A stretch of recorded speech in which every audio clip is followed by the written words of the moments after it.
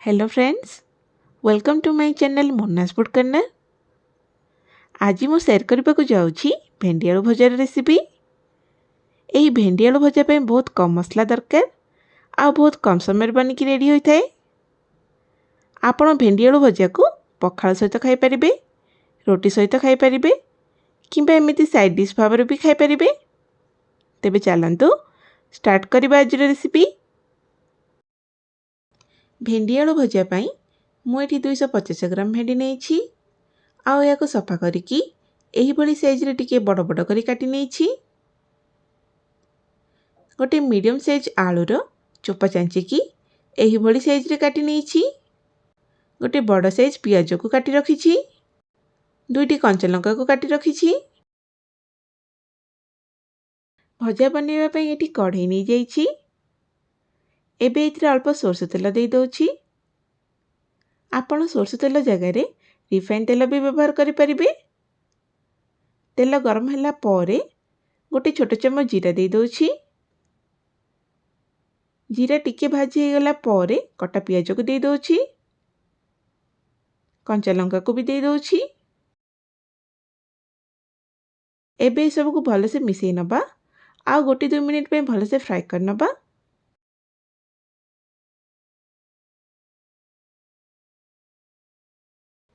वर्तमान काटिकी रखिथिबा भेंडी को दे दउछि।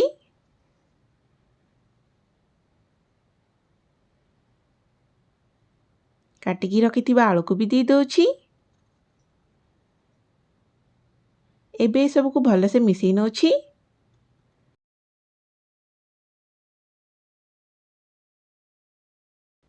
एबे एथिरे आधा चम्मच हळदी गुंड दे दउछि, स्वाद अनुसार लुण दे दउछि आ ए सब को भले से गोली नउछि।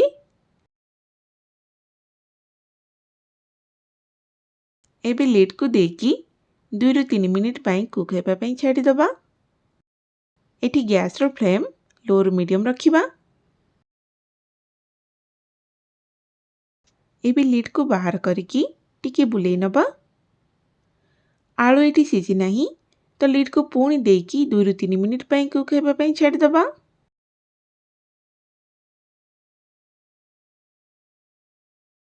एबे बिना लिड रे आउ 4-5 मिनिट पई कुक कर नबा। आ मझिरे मझिरे बुलेई नउथबा। एठी भेंडी और आलू भले से फ्राई हो गलानी। एबे दे दउछि अल्प टिके गरम मसला। एबे याको भले से मिसई नउछि।